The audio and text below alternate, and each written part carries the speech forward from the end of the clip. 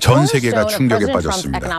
중국이 모든 산업에 숨통을 쥐었을 때 무릎 꿇은 건 일본도 미국도 예외가 아니었습니다. 하지만 단 한 나라만이 웃고 있었습니다. 2025년 트럼프의 단 한 줄 서명으로 미국 경제는 흔들렸고 한국은 돈벼락을 맞았습니다. 그들은 몰랐습니다. 15년 전부터 한국이 준비하고 있었다는 걸. 히토류를 잃은 세상이 절망할 때 한국은 바나듐으로 방역을 시작했습니다. 미국이 초토화되는 그 순간 한국은 돈방석 위에 앉아 있었습니다. 도대체 어떻게 이런 일이 가능했던 걸까요? 지금부터 그 비밀을 공개합니다. 그날을 저는 평생 잊을 수 없습니다. 당시 저는 국방부 소속 분석관이었습니다. 커피를 들고 사무실에 막 도착했을 때 긴급 브리핑 소집 알림이 떴죠. 뭐지? 테러라도 났나? 회의실로 달려갔습니다. 이미 20명 넘는 고위 관계자들이 모여 있었습니다. 모두의 표정이 심각했죠. 중국이 일본으로 가는 히토류 수출을 전면 중단했습니다. 브리핑 장교가 말했습니다. 회의실이 순간 얼어붙었습니다. 센카쿠 열도를 둘러싼 양국 간 긴장이 고조되던 시점이었습니다. 중국 어선이 일본 해상보안청 순시선과 충돌한 지 불과 일주일 만의 일이었죠. 일본의 히토류 수입 중 90%가 중국산입니다. 대안이 없습니다. 장교의 목소리가 떨리고 있었습니다. 옆자리의 선배가 제게 속삭였습니다. 밀러, 히토류가 뭔지 알아? 잘 모르겠는데요. 나도 몰라. 근데 저 사람들 표정 봐. 심상치 않아. 그때 한 고위 관계자가 입을 열었습니다. 도요타 생산 라인이 멈췄습니다. 소니도 마찬가지입니다. 벌써요? 겨우 일주일 만에. 재고가 없었습니다. 딱 맞춰서 들어오던 물량이 끊긴 겁니다. 저는 그제야 사태의 심각성을 깨달았습니다.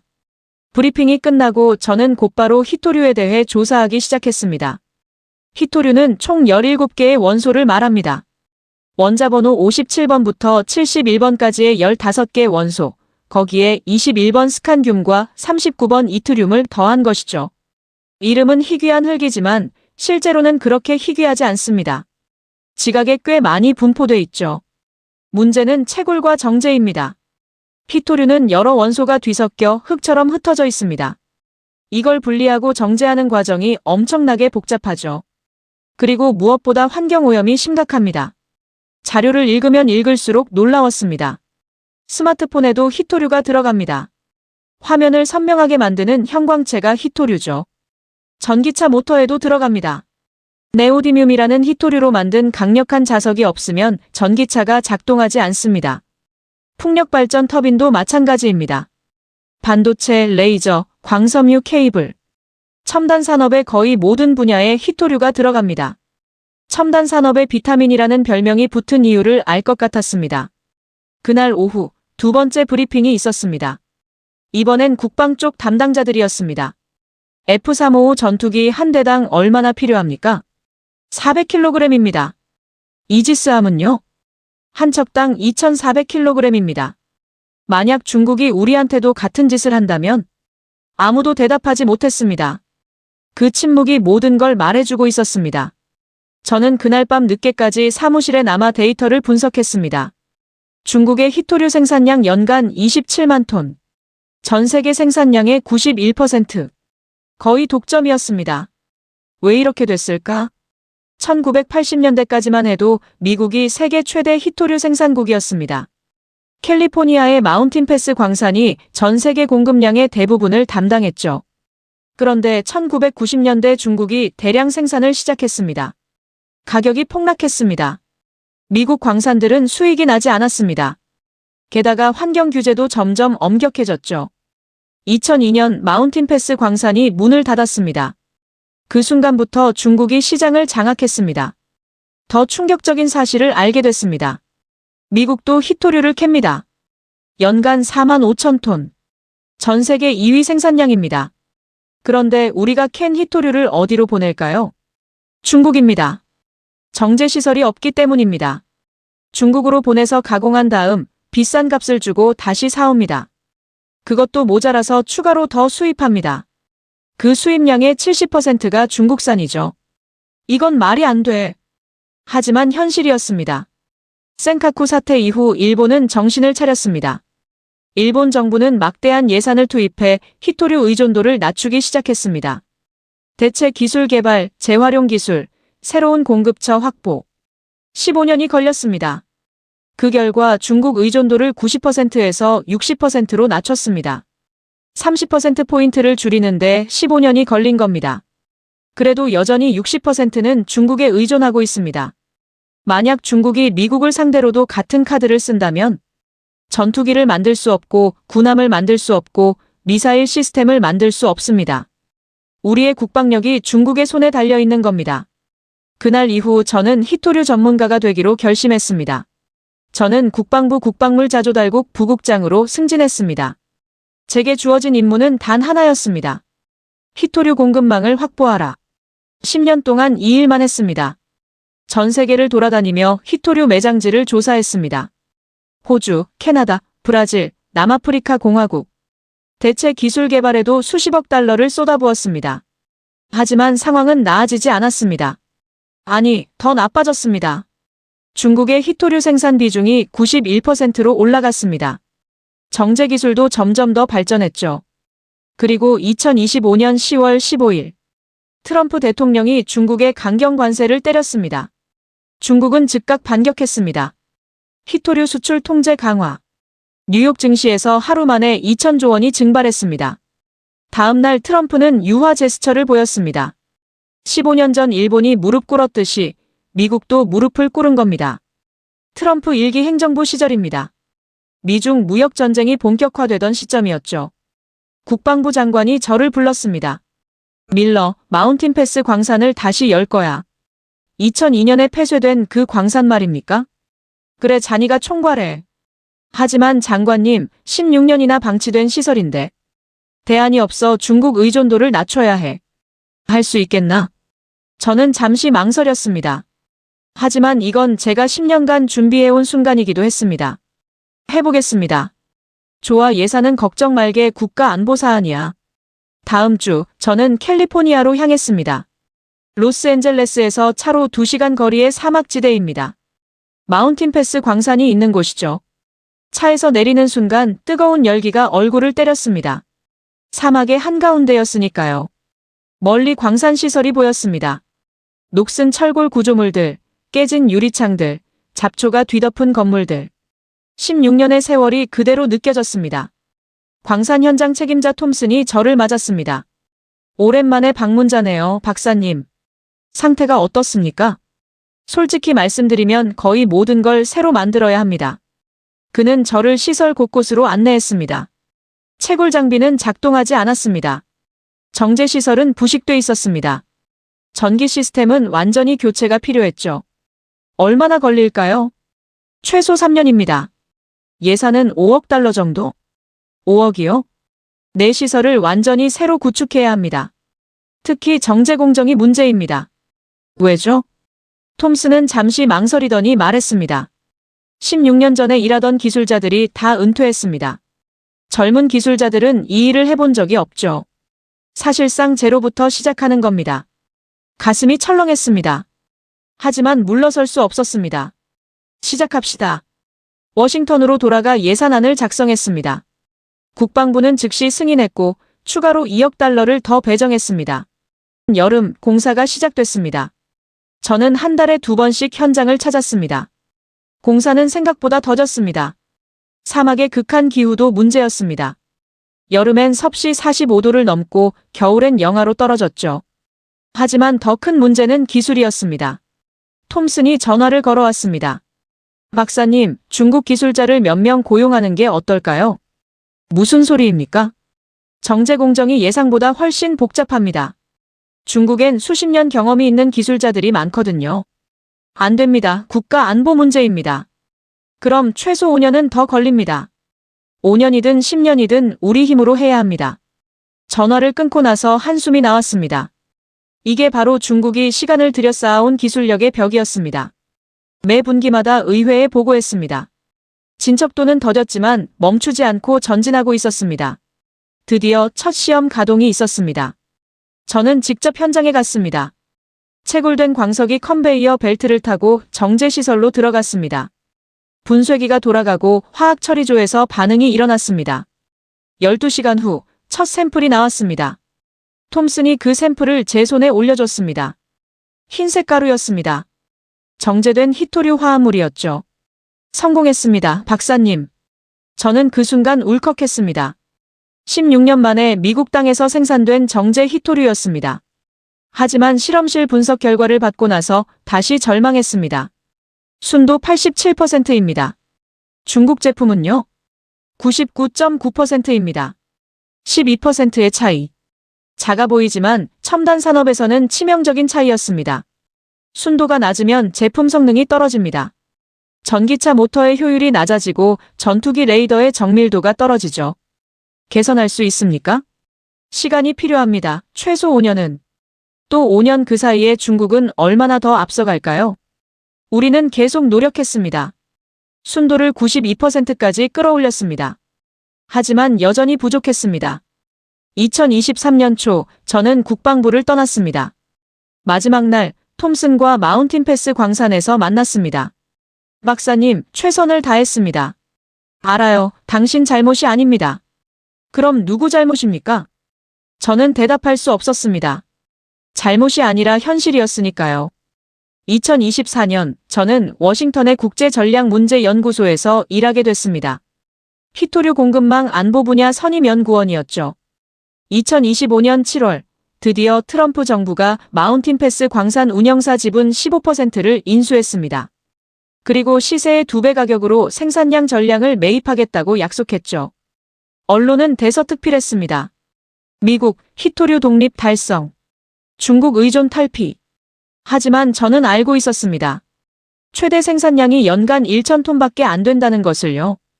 중국은 27만 톤을 생산합니다. 우리는 그것의 0.37%밖에 안 됩니다. 1%도 안 됩니다.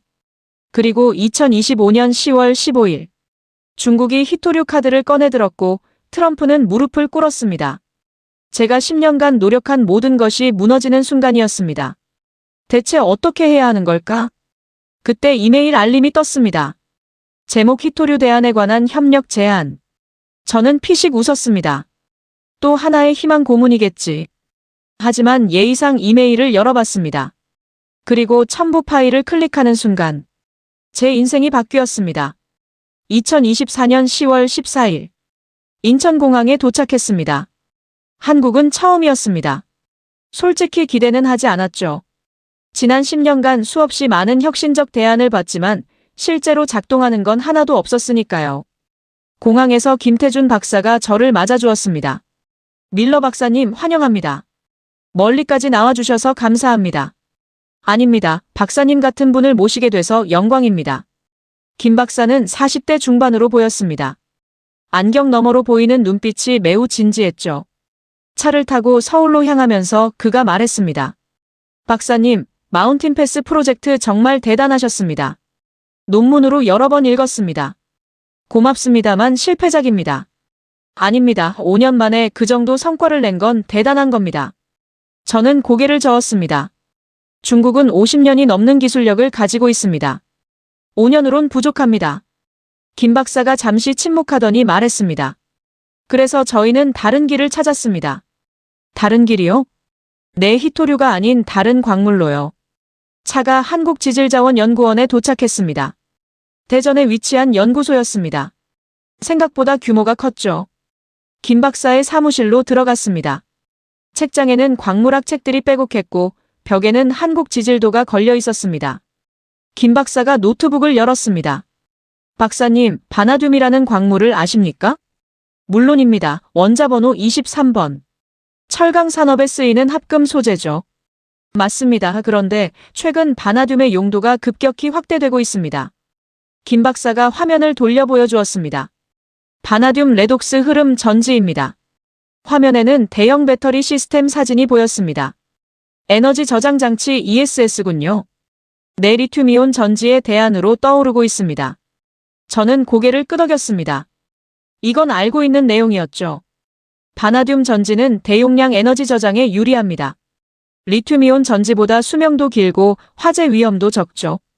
재생에너지 시대의 핵심 기술입니다. 하지만 바나듐도 중국이 장악하고 있지 않습니까? 맞습니다. 전 세계 생산량의 80%가 중국입니다. 그럼 히토류와 똑같은 상황 아닙니까? 김 박사가 미소를 지었습니다. 그래서 저희가 3년간 연구했습니다. 한국 내 바나듐 매장량을요. 그가 다음 슬라이드를 넘겼습니다. 화면에 한국 지도가 나타났습니다. 여러 지점에 빨간 점들이 찍혀 있었죠. 강원도, 충청도, 경상도. 총 12개 지역에서 바나듐 함유 광석을 발견했습니다. 매장량은요? 확인된 것만 6만에서 7만 톤입니다. 나쁘지 않은 숫자입니다. 하지만 중국은 훨씬 더 많이 가지고 있죠. 매장량보다 중요한 건 품위입니다. 김 박사가 말했습니다. 품위요? 내 광석 안에 바나듐이 얼마나 들어있는가 하는 비율입니다. 그가 다시 슬라이드를 넘겼습니다. 중국 바나듐 광석 평균 품위 0.20, 3%. 저는 눈을 의심했습니다. 이게 확실합니까? 내 3년간 7개 지역에서 150개 이상의 샘플을 채취해 분석했습니다. 2배라는 얘기입니까? 네, 정확히는 1.7배에서 2배 사이입니다. 김 박사님, 이게 사실이라면 게임 체인저입니다. 품위가 2배 높다는 건 단순한 숫자가 아닙니다. 채굴 비용이 절반으로 줄어듭니다. 정제 공정도 훨씬 효율적이죠. 환경 오염도 적습니다. 무엇보다 경제성이 완전히 달라집니다. 언제 발견하셨습니까? 2019년 봄입니다. 처음엔 저도 믿기지 않았습니다. 김 박사의 목소리에 감정이 실려 있었습니다. 다시 측정하고 또 측정했습니다. 5번, 10번 결과는 같았습니다. 저는 다시 앉았습니다. 왜 이제야 공개하십니까? 확실하게 하고 싶었습니다. 그리고 기술도 필요했죠. 기술이요? 내 바나듐을 효율적으로 추출하는 기술 말입니다. 김 박사가 다음 자료를 보여주었습니다. 한국은 석회석 작업이 가능한 나라입니다. 아시죠? 네, 들어봤습니다. 석회석 정제 기술이 매우 발달돼 있습니다. 100년 넘는 노하우가 축적돼 있죠. 그게 바나듐과 무슨 상관입니까? 바나듐 추출 공정의 핵심이 화학적 분리입니다. 석회석 정제 기술을 응용할 수 있습니다. 제 머릿속이 빠르게 돌아가기 시작했습니다. 매장량이 있고 품위가 높고 기술력도 있다. 채굴은 언제 시작합니까? 아직 시작하지 않았습니다. 왜죠? 김 박사가 난처한 표정을 지었습니다. 투자가 필요합니다. 그리고 정치적 지원도요. 얼마나 필요합니까? 파일럿 프로젝트에 약 500억 원. 본격 생산 시설엔 2천억 원 정도입니다. 저는 잠시 생각했습니다. 미국 달러로 환산하면 파일럿에 4천만 달러, 본격 생산에 1억 6천만 달러. 마운틴 패스에 들어간 7억 달러의 4분의 1도 안 되는 금액입니다.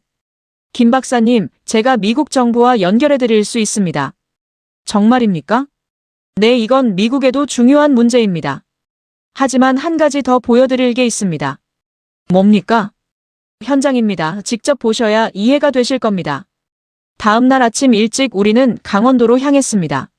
3시간을 달려 도착한 곳은 양양의 한 산골짜기였습니다. 여기입니까? 네, 철광석 광산입니다. 철광석 광산이라. 바나듐이 철광석과 함께 나옵니까? 정확합니다. 티타늄 철광석 안에 바나듐이 함유돼 있습니다. 광산 입구에 도착했습니다. 48m 높이의 거대한 수직 구조물이 보였죠. 저게 뭡니까? 수직갱입니다. 지하 500m에서 광석을 끌어올리는 시설입니다. 규모가 상당하군요. 510억 원을 투자해 5년간 만들었습니다. 국내 유일의 시설입니다. 우리는 안전장비를 착용하고 갱도로 들어갔습니다. 엘리베이터를 타고 내려갔습니다. 475m 지점에서 멈췄습니다. 문이 열리자 광활한 갱도가 나타났습니다. 여기서 채굴이 이루어집니다. 어둠 속에서 작업등 불빛들이 보였습니다. 광부들이 일하고 있었죠. 하루에 몇 톤이나 캡니까? 철광석 기준으로 약 800톤입니다. 바나듐은요? 철광석 안에 약 0.5% 함유돼 있습니다. 하루 4톤 정도죠. 저는 계산했습니다. 하루 4톤이면 연간 1,460톤. 마운틴 패스의 히토류 생산량과 비슷한 수치입니다. 그런데 이건 철광석 광산 아닙니까? 바나듐은 부산물인가요? 지금은 그렇습니다. 하지만 바나듐만 집중적으로 채굴한다면 김 박사가 말을 이었습니다. 연간 5,000톤 이상 가능합니다. 중국 생산량의 약 2%. 작아 보이지만 마운틴 패스의 5배입니다. 갱도를 걸으면서 저는 광석들을 살펴봤습니다. 검은색 바위들 철 성분 때문에 묵직했죠. 이 안에 바나듐이 들어있습니까? 내 육안으로는 안 보이지만 분석하면 확인됩니다. 그때 폭발음이 들렸습니다. 발파입니다. 놀라지 마십시오. 멀리서 암석이 무너지는 소리가 들렸습니다. 하루에 몇 번 합니까? 8번에서 12번 정도입니다. 100년 전부터 이런 식으로 해왔습니까? 네, 일제강점기 때부터입니다. 갑자기 가슴이 뭉클했습니다. 일제가 이 땅의 자원을 수탈하려고 시작한 광산. 그 광산이 이제 대한민국의 미래 자원을 생산하고 있습니다. 지상으로 올라왔을 때 해가 지고 있었습니다. 김 박사님, 한 가지 궁금한 게 있습니다. 말씀하십시오. 왜 하필 저한테 연락하셨습니까? 김 박사가 잠시 망설이더니 말했습니다. 2010년 센카쿠 사태를 기억하십니까? 물론입니다. 저도 그때 충격을 받았습니다. 중국이 일본을 무릎 꿇리는 걸 보면서요. 그래서요? 그때 다짐했습니다. 한국도 언젠가 당할 수 있다고. 우리도 자원을 찾아야 한다고. 김 박사의 목소리가 떨리고 있었습니다. 15년간 이 일만 했습니다. 전국을 돌아다니며 광석을 채취하고 분석했죠. 쉽지 않으셨겠습니다. 많은 사람들이 비웃었습니다. 한국엔 자원이 없다고, 시간 낭비라고. 하지만 찾으셨습니다. 네, 그리고 박사님 같은 분이 필요했습니다. 저요? 네, 마운틴 패스 프로젝트를 이끈 분. 실패했다고 하시지만 저는 그렇게 생각하지 않습니다. 김 박사가 제 눈을 똑바로 바라봤습니다. 박사님은 불가능에 도전한 분입니다. 저희에게 필요한 건 바로 그런 분입니다. 15년 전 워싱턴에서 느꼈던 무력감이 떠올랐습니다. 하지만 지금은 달랐습니다. 희망이 보였습니다. 품위 0.6%. 중국의 2배. 그리고 100년의 채굴 기술. 이건 진짜 가능할지도 몰라. 다음 날 아침 저는 김 박사에게 말했습니다. 미국으로 돌아가면 보고서를 작성하겠습니다. 국방부와 에너지부에 제출할 겁니다. 감사합니다, 박사님. 아닙니다. 감사해야 할 사람은 접니다. 공항으로 가는 차 안에서 김 박사가 말했습니다. 박사님, 한 가지만 더 보여드리고 싶은 게 있습니다. 뭡니까? 충청도의 석회석 광산입니다. 다음에 오실 때 꼭 보셔야 합니다. 석회석이요? 네, 한국이 자급자족할 수 있는 유일한 광물입니다. 저는 고개를 끄덕였습니다. 꼭 다시 오겠습니다. 비행기 안에서 저는 노트북을 열었습니다. 보고서 작성을 시작했습니다. 제목은 이렇게 정했습니다. 한국 바나듐 자원의 전략적 가치, 중국 의존도 탈피를 위한 새로운 대안. 2025년 2월. 저는 다시 한국에 왔습니다. 이번엔 혼자가 아니었습니다. 미국 에너지부 관계자 2명이 함께였죠. 밀러 박사, 정말 볼만한 겁니까? 직접 보시면 압니다. 김 박사가 우리를 충청북도 제천으로 안내했습니다. 오늘은 석회석 광산을 보여드리겠습니다. 석회석이요? 그건 흔한 광물 아닙니까? 에너지부의 톰 존슨이 물었습니다. 맞습니다. 하지만 한국에서 석회석이 가진 의미는 다릅니다. 차가 산속으로 들어갔습니다. 그리고 거대한 석회석 광산이 모습을 드러냈습니다. 규모가 상당하군요. 400년 이상 채굴 가능한 매장량입니다. 우리는 갱도로 들어갔습니다. 양양의 철광석 광산과는 분위기가 달랐습니다. 갱도 벽면이 하얗게 빛났죠. 석회암층입니다. 약 5억 년 전에 형성됐습니다. 5억 년이요? 네, 고생대 오르도비스기 지층입니다. 우리는 막장까지 걸어갔습니다. 그곳에선 발파 준비가 한창이었습니다. 잠시만 기다려 주십시오. 10분 후 발파가 시작됐습니다. 굉음과 함께 암석이 무너졌습니다. 연기가 가시자 하얀 석회석 덩어리들이 드러났습니다. 순도가 어느 정도입니까? 이 갱도는 98% 이상입니다. 98%요? 네, 고품이 석회석입니다. 톰이 석회석 조각을 하나 집어들었습니다. 이게 왜 중요한 겁니까? 석회석은 3,000가지 이상의 용도로 쓰입니다. 김 박사가 설명했습니다. 철강 제조, 시멘트, 제지, 유리, 도자기, 의약품, 식품. 현대산업의 거의 모든 분야에 들어갑니다. 하지만 히토류나 바나듐만큼 전략적입니까? 그 자체로는 아닙니다. 하지만 석회석 정제 기술이 바나듐 추출의 핵심입니다. 무슨 뜻입니까? 바나듐을 철광석에서 분리하려면 화학적 처리가 필요합니다. 석회를 이용한 침전 분리 공정이죠. 제가 끼어들었습니다. 한국은 석회석 정제 기술이 100년 넘게 축적돼 있습니다. 이 기술을 바나듐에 응용할 수 있다는 얘기입니다. 이해했습니다. 기반 기술이 이미 있다는 거군요. 광산을 나와 우리는 연결된 가공 공장으로 향했습니다. 거대한 시설이었습니다. 소성로, 분쇄기, 선별기. 여기서 석회석을 생석회로 만듭니다. 직원이 설명했습니다. 1000도 이상의 고온에서 석회석을 구우면 이산화탄소가 빠져나가고 산화칼슘만 남습니다. 소성로 앞에 섰습니다. 열기가 얼굴을 때렸죠. 생석회는 철강 제조의 필수입니다. 철광석의 불순물을 제거하는 데 씁니다. 그럼 바나듐 정제에도 쓸 수 있겠군요. 정확합니다. 김 박사가 다음 시설로 안내했습니다. 이건 합성 탄산칼슘 생산 라인입니다. 거대한 반응조들이 줄지어 있었습니다. 생석회에 물을 섞어 소화시킨 다음 이산화탄소를 주입합니다. 그러면 고순도 탄산칼슘이 합성됩니다. 순도는요? 99.5% 이상입니다. 99.5%요? 내 입자 크기도 나노 단위로 조절 가능합니다. 이 기술이면 바나듐도 99% 이상 순도로 정제할 수 있습니다. 김 박사가 고개를 끄덕였습니다. 이미 실험실 단계에서 확인했습니다. 우리는 연구소로 이동했습니다.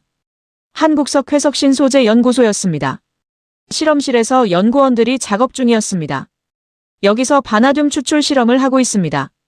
한 연구원이 비커를 보여주었습니다. 노란색 액체였습니다. 바나듐 용액입니다. 티타늄 철광석을 화학 처리해서 추출했습니다. 순도는요? 현재 96%입니다. 한 단계 더 정제하면 99%까지 가능합니다. 제 옆에 에너지부 관계자가 속삭였습니다. 밀러 박사, 이거 진짜입니까? 직접 보시지 않습니까? 연구원이 다음 공정을 보여주었습니다. 용액을 다른 반응조에 부었습니다. 석회 용액을 첨가하자 노란색 침전물이 생겼습니다. 바나듐 침전입니다. 이걸 여과하고 건조하면 오산화 바나듐입니다. 순도 99.2%. 톰이 그 가루를 유심히 살펴봤습니다. 이게 바나듐 전지의 원료입니까? 네, 이걸 전해액으로 만들면 레독스 흐름 전지에 쓸 수 있습니다. 김 박사가 옆 건물로 안내했습니다. 파일럿 규모의 바나듐 전지입니다. 커다란 탱크들이 보였습니다. 용량은 100kWh입니다. 작년에 설치했습니다. 작동합니까? 물론입니다. 보여드리죠. 연구원이 시스템을 켰습니다. 펌프가 돌아가기 시작했습니다. 파란색 용액과 노란색 용액이 순환했죠. 충전 중입니다. 태양광 패널에서 오는 전기를 저장하고 있습니다. 모니터에 숫자들이 표시됐습니다. 효율 85%. 예상 수명 2만 사이클 이상. 리튬이온 전지는요? 톰이 물었습니다. 효율은 비슷하지만 수명이 3000 사이클 정도입니다. 바나듐이 7배 이상 깁니다. 화재 위험은요? 거의 없습니다. 수용액 기반이라 불이 날 수 없습니다. 톰이 제게 말했습니다. 이거 워싱턴에 보고해야겠습니다. 김 박사님, 궁금한 게 있습니다. 말씀하십시오. 왜 한국 정부는 이 프로젝트에 투자하지 않습니까? 김 박사가 쓴웃음을 지었습니다. 규모가 작다고 생각합니다. 히토류처럼 전 세계를 장악할 수 있는 자원이 아니라고요. 하지만 바나듐 시장은 급성장하고 있습니다. 압니다. 하지만 정치권은 단기 성과에 집중합니다. 그럼 미국이 투자하면 어떻습니까? 정말입니까? 저희도 바나듐이 필요합니다. 중국 의존도를 낮춰야 하고요. 하지만 이건 한국의 자원입니다. 공동 개발하면 됩니다. 미국이 투자하고 기술 협력하고 생산량을 나눕니다. 김 박사가 잠시 생각하더니 말했습니다. 한국 정부의 승인이 필요합니다. 물론입니다. 저희가 공식 제안하겠습니다. 그날 밤 호텔에서 톰이 제게 말했습니다. 밀러 박사, 이거 진짜 대박입니다. 동의합니다. 마운틴 패스보다 훨씬 가능성이 높습니다. 비용도 4분의 1이고 품위는 2배고 기술력도 이미 있습니다. 워싱턴 돌아가면 바로 보고하겠습니다. 한국 정말 놀라운 나라입니다. 왜 그렇게 생각하십니까? 땅은 작지만 포기하지 않습니다. 15년간 광물을 찾아다닌 김 박사 같은 사람이 있는 나라입니다. 미국도 그런 사람들이 있지 않습니까? 있습니다. 하지만 우리는 실패했죠. 한국은 성공했습니다. 차이가 뭘까요? 간절함입니다. 간절함이요? 한국은 자원이 없다는 걸 압니다. 그래서 더 필사적으로 찾습니다. 미국은 자원이 풍부하다고 믿었죠. 그래서 방심했고요. 다음 날 우리는 서울로 돌아왔습니다. 김 박사가 마지막으로 한 곳을 더 보여주겠다고 했습니다. 어딥니까? 청와대 근처입니다. 차가 멈춘 곳은 한 전시관이었습니다. 여기는 지질박물관입니다. 안으로 들어가자 한국의 광물 역사가 전시돼 있었습니다. 삼척탄광, 석포제련소, 장항제련소, 일제강점기부터 현대까지의 광업 역사였습니다. 한국은 한때 광물 수출국이었습니다. 1960년대엔 텅스텐, 몰리브덴을 많이 수출했죠. 지금은요? 거의 수입합니다. 광산들이 문을 닫았습니다. 왜죠? 채산성이 맞지 않았습니다. 중국이 싼 값에 팔았으니까요. 전시관 끝에 미래관이 있었습니다. 하지만 이제 달라질 겁니다. 바나듐, 석회석, 그리고 철광석 우리에겐 아직 기회가 있습니다. 벽면에 문구가 적혀 있었습니다. 자원은 땅속에 있는 것이 아니라 그것을 찾는 사람의 마음속에 있다. 저는 그 문구를 한참 바라봤습니다. 김 박사님 성공하실 겁니다. 박사님 도움이 있어야 가능합니다. 제가 할 수 있는 건 다 하겠습니다. 공항으로 가는 차 안에서 톰이 말했습니다. 밀러 박사 10년 후 한국이 바나듐 생산 10위권에 들 것 같습니까? 10위가 아니라 5위 안에 들 겁니다. 그렇게 확신하십니까? 네. 그들의 눈빛을 봤습니다. 15년을 기다린 사람들의 눈빛을요. 중국이 히토류로 세계를 지배한다면 한국은 바나듐으로 반격할 것이다. 저는 50페이지짜리 보고서를 들고 회의실 문을 열었습니다. 테이블 주위로 12명의 고위 관계자들이 앉아 있었습니다. 에너지부 차관, 국방부 조달국장, 국가안보회의 보좌관. 밀러 박사 한국에서 뭘 발견했다고 들었습니다. 에너지부 차관 로버트 핸더슨이 말했습니다. 네, 게임 체인저입니다. 저는 프레젠테이션을 시작했습니다. 첫 슬라이드에 한국 지도가 나타났습니다.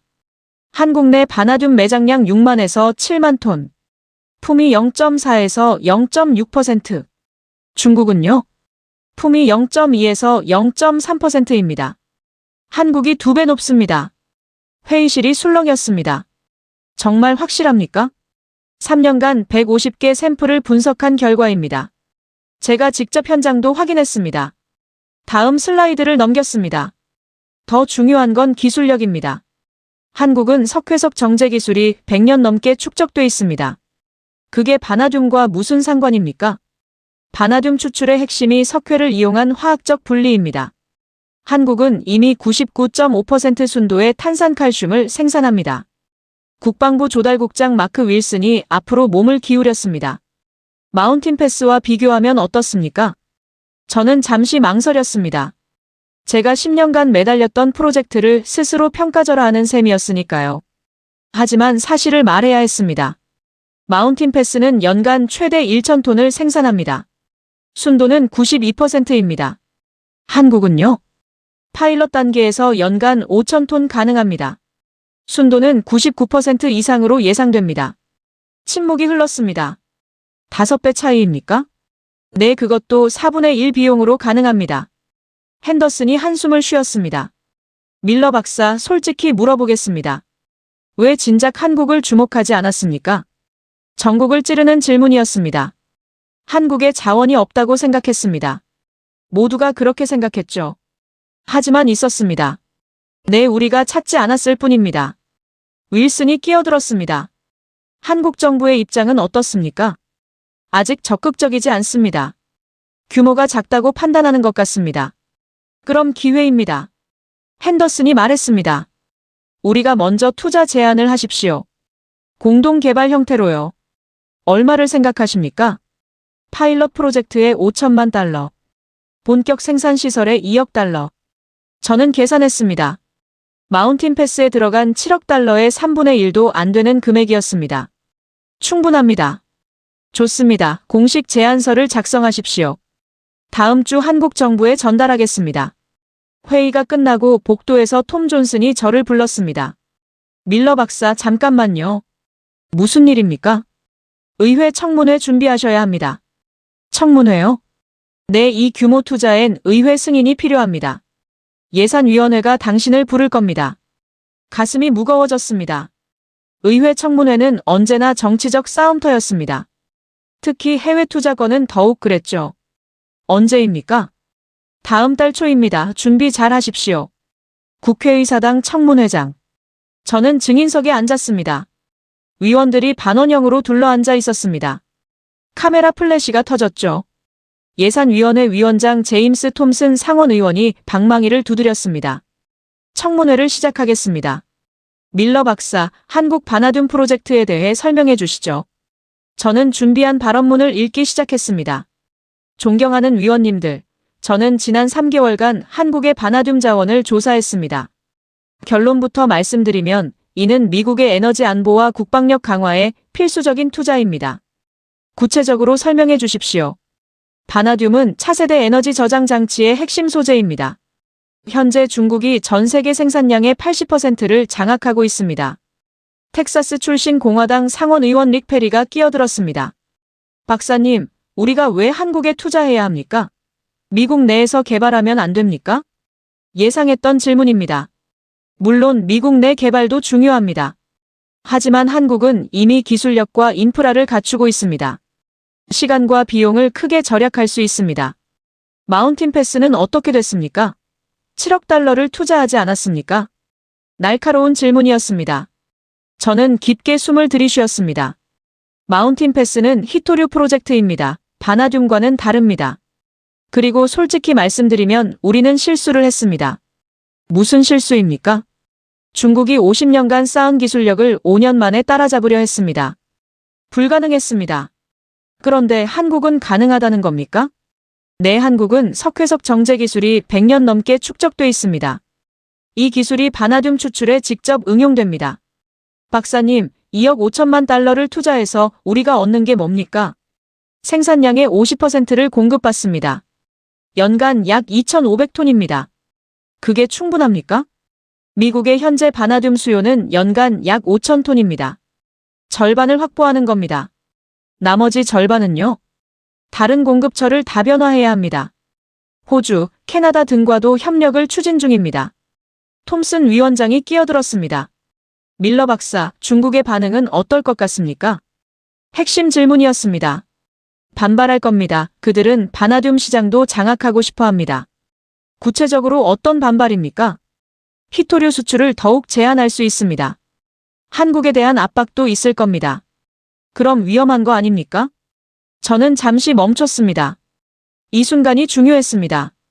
위원장님, 질문을 바꿔 생각해 보시죠. 우리가 아무것도 하지 않으면 어떻게 됩니까? 어떻게 되죠? 중국이 바나듐까지 장악합니다. 히토류에 이어 또 하나의 전략 자원을 독점하는 겁니다. 회의장이 조용해졌습니다. 지난 10월 중국이 히토류 카드를 꺼냈을 때 우리는 무릎을 꿇었습니다. 2천조 원이 하루 만에 증발했습니다. 저는 위원들을 한 명씩 바라봤습니다. 그런 일이 또 일어나길 원하십니까? 바나듐으로도요? 박사님 말씀은 이해합니다. 하지만 국민 세금입니다. 확신이 있습니까? 10년간 저는 마운틴 패스에 매달렸습니다. 실패했습니다. 그 경험으로 말씀드립니다. 제 목소리가 떨렸습니다. 한국 프로젝트는 다릅니다. 성공 가능성이 90% 이상입니다. 청문회가 끝났습니다. 복도로 나오자 톰이 기다리고 있었습니다. 어떻게 된 것 같습니까? 모르겠습니다. 투표는 다음 주입니다. 걱정 마십시오. 박사님 증언 훌륭했습니다. 일주일이 지났습니다. 투표 결과가 나왔습니다. 찬성 52표, 반대 48표. 아슬아슬한 통과였습니다. 핸더슨 차관이 전화를 걸어왔습니다. 축하합니다. 밀러 박사 승인됐습니다. 감사합니다, 차관님. 이제 한국 정부를 설득해야 합니다. 준비하십시오. 진짜 싸움은 이제부터라는 것을요. 서울 산업통상자원부. 저는 김태준 박사와 함께 회의실에 앉아 있었습니다. 맞은편에는 한국 정부 관계자 5명이 앉아 있었습니다. 밀러 박사님, 미국 정부의 제안을 검토했습니다. 통상교섭 본부장이 말했습니다. 어떻게 판단하셨습니까? 긍정적으로 보고 있습니다. 하지만 몇 가지 우려가 있습니다. 말씀해 주십시오. 중국입니다. 예상했던 답이었습니다. 구체적으로요? 지난주 중국 상무부에서 연락이 왔습니다. 한국의 바나듐 개발 계획에 대해 문의하더군요. 벌써 알고 있습니까? 중국의 정보력을 과소평가하시면 안 됩니다. 어떤 내용이었습니까? 직접적인 위협은 아니었습니다. 하지만 메시지는 명확했죠. 한중 경제 협력에 영향을 줄 수 있다고요. 예상했던 일입니다. 박사님, 한국의 입장을 이해하셔야 합니다. 본부장이 말했습니다. 중국은 우리의 최대 교역국입니다. 전체 수출의 25%가 중국으로 갑니다. 압니다. 중국이 경제 보복을 한다면 우리 경제가 큰 타격을 받습니다. 회의실이 무거워졌습니다. 김 박사가 조심스럽게 말했습니다. 하지만 이번 기회를 놓치면 언제 다시 올지 모릅니다. 압니다. 김 박사 하지만 정부로선 신중할 수밖에 없습니다. 본부장님, 2010년 일본을 기억하십니까? 센카쿠 사태 말입니까? 네, 중국은 일본에게 히토류 수출을 중단했습니다. 일본 경제가 혼란에 빠졌죠. 그래서요? 일본은 교훈을 얻었습니다. 15년간 필사적으로 중국 의존도를 낮췄습니다. 하지만 여전히 60%를 의존합니다. 맞습니다. 대안을 만드는 게 얼마나 어려운지 아십니까? 15년 걸려도 40%밖에 못 줄였습니다. 한국도 언젠가 당할 수 있습니다. 그때 후회해도 늦습니다. 본부장이 잠시 생각하더니 말했습니다. 다른 부처와 협의가 필요합니다. 시간을 주십시오. 회의가 끝나고 김 박사와 함께 밖으로 나왔습니다. 박사님, 어떻게 생각하십니까? 쉽지 않을 겁니다. 중국 압박 때문입니까? 네, 한국 정부로선 어려운 선택이죠. 우리는 근처 카페로 갔습니다. 커피를 마시며 김 박사가 말했습니다. 15년을 기다렸습니다. 이제 기회가 왔는데. 그의 목소리에 좌절감이 묻어났습니다. 포기하지 마십시오. 아직 끝나지 않았습니다. 그때 김 박사의 휴대폰이 울렸습니다. 네, 김태준입니다. 그의 표정이 굳어졌습니다. 언제요? 알겠습니다. 전화를 끊고 그가 말했습니다. 중국 지질조사국에서 연락이 왔습니다. 중국에서요? 네, 바나듐 공동연구를 제안한다고요. 저는 뜻을 이해했습니다. 회유책이군요. 그런 것 같습니다. 어떻게 하시겠습니까? 거절할 겁니다. 15년을 중국 눈치 안 보고 연구했는데 이제 와서 손잡을 순 없죠. 저는 그의 눈을 바라봤습니다. 단호함이 보였습니다. 김 박사님, 압박이 더 심해질 겁니다. 압니다. 다 각오하고 있습니다. 다음 주 상황이 급변했습니다. 중국 환구시보가 사설을 실었습니다. 한국의 바나듐 개발, 지역 안정을 해친다. 노골적인 경고였습니다. 그리고 나흘 후 중국 상무부가 발표했습니다. 히토류 수출 심사 절차 강화. 한국 기업들이 긴장하기 시작했습니다. 삼성전자, LG전자, 현대자동차. 모두 히토류 없이는 제품을 만들 수 없었습니다. 재계에서 정부의 압력이 들어왔습니다. 바나듐 프로젝트 재검토해야 합니다. 중국을 자극하면 안 됩니다. 저는 다시 산업부로 불려갔습니다. 이번엔 차관이 직접 나왔습니다. 밀러 박사님, 어려운 상황입니다. 재계의 반발이 심합니다. 중국 리스크를 감당할 수 없다고 합니다. 차관님, 질문 하나 하겠습니다. 말씀하십시오. 만약 한국이 이번에도 중국 눈치를 본다면 10년 후엔 어떻게 될까요? 차관이 대답하지 못했습니다. 중국 의존도는 더 높아질 겁니다. 그때는 눈치 보는 수준이 아니라 완전히 종속됩니다. 하지만 지금 당장의 피해도 고려해야 합니다. 그럼 절충안을 제시하겠습니다. 무엇입니까? 단계적으로 진행하십시오. 먼저 파일럿 프로젝트만 시작하고 본격 생산은 나중에 결정하는 겁니다. 차관이 잠시 생각했습니다. 그 정도면 중국 자극을 최소화할 수 있겠군요. 네, 그리고 파일럿이 성공하면 국내 여론도 바뀔 겁니다. 좋습니다. 그 방향으로 재검토하겠습니다. 회의실을 나와 복도에서 김 박사를 만났습니다. 어떻게 됐습니까? 파일럿 프로젝트는 진행할 것 같습니다. 정말입니까? 네, 하지만 중국 압박은 계속될 겁니다. 알겠습니다. 파일럿이라도 시작할 수 있다면 감사한 일입니다. 그날 저녁 호텔로 돌아왔습니다. 뉴스를 켰습니다. 앵커가 말하고 있었습니다. 중국 정부가 한국산 배터리에 대한 반덤핑 조사를 시작했습니다. 시작됐습니다.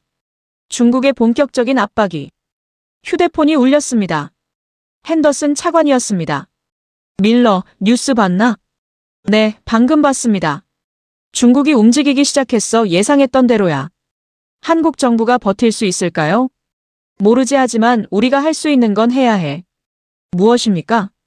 한국 기업들의 히토류 공급망을 다변화하도록 도와줘. 중국 의존도를 낮추는 거야. 시간이 걸릴 텐데요. 알아, 하지만 시작해야 해. 지금 당장. 전화를 끊고 저는 생각했습니다. 이건 단순한 광물 프로젝트가 아니었습니다. 미래를 위한 전쟁이었습니다. 한국 정부가 공식 발표했습니다. 한미 바나듐 공동 개발 파일럿 프로젝트 추진. 규모는 축소됐지만 시작은 하는 겁니다. 김 박사에게 전화를 걸었습니다. 축하합니다, 김 박사님. 감사합니다, 밀러 박사님. 박사님 덕분입니다. 아닙니다. 15년을 준비한 당신 덕분입니다. 이제 시작입니다. 성공시켜야 합니다. 성공할 겁니다. 제가 보장합니다. 전화를 끊고 저는 창밖을 바라봤습니다. 서울의 야경이 반짝이고 있었습니다. 이제부터가 진짜 시작이다. 하지만 저는 알지 못했습니다. 5개월 후 일어날 일을요. 2025년 10월 15일. 그날 중국이 다시 한번 세계를 무릎 꿇릴 줄은, 그리고 그날이 한국에게 기회가 될 줄은. 2025년 10월 14일. 워싱턴 DC 제 사무실. 오후 3시 평범한 화요일이었습니다. 저는 한국 바나듐 파일럿 프로젝트 진행 보고서를 검토하고 있었습니다. 5월에 시작된 프로젝트는 순조롭게 진행되고 있었습니다. 강원도 양양광산의 파일럿 시설이 거의 완성 단계였죠. 순도 97% 좋아 예상보다 빠르네. 그때 동료가 황급히 들어왔습니다. 밀러 박사, 큰일 났습니다. 무슨 일입니까? 중국이 히토류 수출 통제를 발표했습니다. 가슴이 철렁했습니다. 언제요? 방금요. 긴급 기자회견을 열었습니다. 저는 컴퓨터를 켰습니다. 중국 상무부 장관이 화면에 나타났습니다. 국가 안보와 전략적 이익 보호를 위해 갈륨, 게르마늄에 이어 히토류 17개 원소 전체에 대한 수출 허가제를 즉시 시행합니다. 시작됐군. 그날 밤 전 세계가 패닉에 빠졌습니다. 일본 증시가 먼저 폭락했습니다. 도요타, 소니, 파나소닉. 하루 만에 15%씩 떨어졌습니다. 유럽 증시가 뒤따랐습니다. 그리고 10월 15일 수요일. 뉴욕 증시가 개장했습니다. 나스닥이 8% 급락으로 시작했습니다. 애플, 테슬라, 엔비디아. 주요 기술주들이 동반 폭락했습니다. 오후 3시쯤 핸더슨 차관에게서 전화가 왔습니다. 밀러, 백악관 긴급회의야. 지금 당장 와. 30분 후 저는 백악관 상황실에 있었습니다. 트럼프 대통령은 참석하지 않았습니다. 하지만 국가안보보좌관, 국방장관, 국무장관이 모두 모여 있었습니다. 현재 상황 보고. 국가안보보좌관이 말했습니다. 뉴욕 증시에서 2,200조 원이 증발했습니다. 거래는 계속되고 있습니다. 산업계 반응은요? 패닉 상태입니다. 제너럴 일렉트릭, 보잉, 록히드 마틴. 모두 생산 차질을 우려하고 있습니다. 국방장관이 끼어들었습니다. F-355 프로그램이 위험합니다. 히토류 재고가 3개월분밖에 없습니다. 대안은요? 없습니다. 국무장관이 말했습니다. 대통령께서 중국과 협상하겠다고 하셨습니다. 협상이요? 내 관세를 일부 완화하는 조건으로 히토류 수출 재개를 요청하실 겁니다. 저는 참을 수 없었습니다. 그건 굴복입니다. 밀러 박사, 다른 방법이 있습니까? 국가안보보좌관이 물었습니다. 한국입니다. 한국요? 내 바나듐 프로젝트를 전면 가속화해야 합니다. 하지만 바나듐은 히토류가 아닙니다. 압니다. 하지만 에너지 저장 분야에서 히토류를 대체할 수 있습니다. 그게 충분합니까? 아닙니다. 충분하지 않습니다. 하지만 시작은 됩니다. 중국에게 우리가 대안을 만들고 있다는 신호를 보내는 겁니다. 핸더슨이 끼어들었습니다. 밀러 박사 말이 맞습니다. 장기적으로는 공급망 다변화가 답입니다. 하지만 지금 당장의 위기는요? 협상할 수밖에 없습니다. 하지만 동시에 대한 개발도 서둘러야 합니다. 회의가 끝나고 저는 즉시 김태준 박사에게 전화를 걸었습니다. 서울은 새벽 3시였습니다. 여보세요? 김 박사님, 저 밀러입니다. 죄송합니다. 늦은 시간에. 아니에요. 무슨 일입니까? 뉴스 보셨습니까? 네, 방금 확인했습니다. 충격이네요. 김 박사님, 기회입니다. 예. 파일럿이 아니라 본격 생산으로 가야 합니다. 지금 당장요. 김 박사가 잠시 침묵했습니다. 밀러 박사님, 한국 정부가 동의할까요? 중국 압박이 더 심해질 텐데. 이번엔 다릅니다. 전 세계가 중국의 위험성을 깨달았습니다. 한국 정부도 이제 선택해야 합니다. 알겠습니다. 아침에 정부에 연락하겠습니다. 다음 날 10월 16일 트럼프 대통령이 기자회견을 열었습니다. 중국과 건설적 대화를 추구하겠습니다. 무역관계 정상화를 위해 노력하겠습니다. 사실상 유화 제스처였습니다. 하지만 기자회견 말미에 이렇게 덧붙였습니다. 동시에 우리는 공급망 다변화를 가속화할 것입니다. 동맹국들과의 협력을 강화하겠습니다. 그날 오후 한국 정부가 움직였습니다. 청와대에서 긴급 경제안보회의가 열렸습니다. 김 박사가 전화로 상황을 전해주었습니다. 대통령이 직접 주재하고 있습니다. 분위기가 바뀌었어요. 어떻게요? 재계도 이제 중국 리스크를 심각하게 받아들이고 있습니다. 삼성, LG, SK 모두 공급망 다변화에 찬성하고 있습니다. 정부 입장은요? 바나듐 프로젝트를 전면 지원하기로 했습니다. 본격 생산시설 건설을 승인했어요. 저는 주먹을 불끈 쥐었습니다. 드디어 내 15년을 기다렸습니다. 김 박사의 목소리가 떨리고 있었습니다. 일주일 후 10월 23일 저는 다시 한국에 왔습니다. 이번엔 에너지부 차관과 국방부 조달국장도 함께였습니다. 서울 중구의 한 호텔 대회의실. 한미 바나듐 전략 파트너십 체결식이 열렸습니다. 한국 산업부 장관과 미국 에너지부 차관이 협정서에 서명했습니다. 연간 생산 목표 5,000톤, 미국 50% 공급 보장, 공동기술 개발. 플래시가 터졌습니다. 서명식이 끝나고 김 박사와 저는 양양으로 향했습니다. 직접 보여드리고 싶은 게 있습니다. 광산에 도착하자 놀라운 광경이 펼쳐졌습니다. 5개월 전만 해도 한산했던 현장이 건설 중장비들로 가득했습니다. 파일럿 시설은 거의 완성됐습니다. 본격 생산 시설은요? 저기 보이십니까? 그가 가리킨 곳에 거대한 건물 골조가 세워지고 있었습니다. 바나듐 정제 공장입니다. 내년 6월까지 완공 예정입니다. 빠르군요. 한국의 건설 속도를 과소평가하시면 안 됩니다. 우리는 파일럿 시설로 들어갔습니다. 반짝이는 스테인리스 반응조들, 정밀한 제어 시스템들. 가동 테스트는 언제입니까? 다음 주입니다. 결과가 궁금하네요. 박사님도 참석하셔야죠. 다음 주 목요일 11월 2일입니다. 저는 다시 양양에 있었습니다. 파일럿 시설 앞에 30여 명이 모였습니다. 한국 정부 관계자들, 연구진들, 그리고 미국 대표단. 가동을 시작하겠습니다. 엔지니어가 스위치를 올렸습니다. 펌프가 돌아가기 시작했습니다. 티타늄 철광석 슬러리가 첫 번째 반응조로 들어갔습니다. 화학 처리가 시작됐습니다. 3시간 후 첫 번째 침전물이 나왔습니다. 노란색 바나듐 화합물이었습니다. 샘플 채취합니다. 연구원이 조심스럽게 샘플을 채취해 분석실로 가져갔습니다. 모두가 긴장한 채 기다렸습니다. 연구원이 돌아왔습니다. 순도 98.7%입니다. 해냈습니다. 밀러 박사님. 저도 목이 메었습니다. 당신이 해냈습니다. 김 박사님 15년의 결과입니다.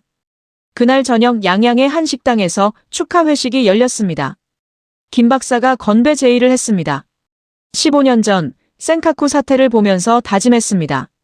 언젠가 우리도 자원 독립을 이루겠다고. 그가 잠시 말을 멈췄습니다. 많은 사람들이 불가능하다고 했습니다. 한국엔 자원이 없다고, 중국을 이길 수 없다고. 하지만 우리는 찾았습니다. 포기하지 않았기 때문입니다. 그의 목소리가 떨렸습니다. 그리고 밀러 박사님을 만났습니다. 미국도 실패한 일을 우리가 할 수 있다고 믿어주신 분을. 저는 고개를 저었습니다. 아닙니다. 제가 당신에게서 배웠습니다. 포기하지 않는 법을요. 잔을 들었습니다. 자원은 땅속에 있는 것이 아닙니다. 그것을 찾는 사람의 의지 속에 있습니다. 건배. 모두가 잔을 부딪혔습니다. 15년 전 센카쿠 사태. 10년 전 마운틴 패스 프로젝트 시작. 5년 전 마운틴 패스의 좌절. 그리고 오늘. 모든 것이 이 순간을 위한 것이었습니다. 휴대폰이 울렸습니다. 핸더슨 차관이었습니다. 밀러 성공했다고 들었어. 내순도 98.7%입니다. 축하하네. 언제 본격 생산 시작하나? 내년 여름입니다. 2026년 7월 목표입니다. 좋아, 의회에 보고하겠네. 이번엔 만장일치로 통과될 거야. 왜 그렇게 확신하십니까? 10월 15일을 모두가 기억하고 있어. 중국이 얼마나 위험한지 깨달았지.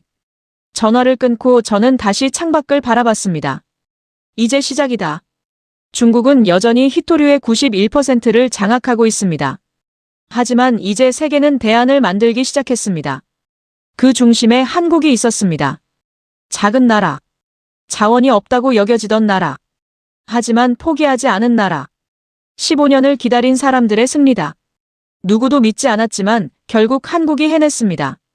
이 이야기가 자랑스럽게 느껴지셨다면 구독과 좋아요로 함께 응원해주세요.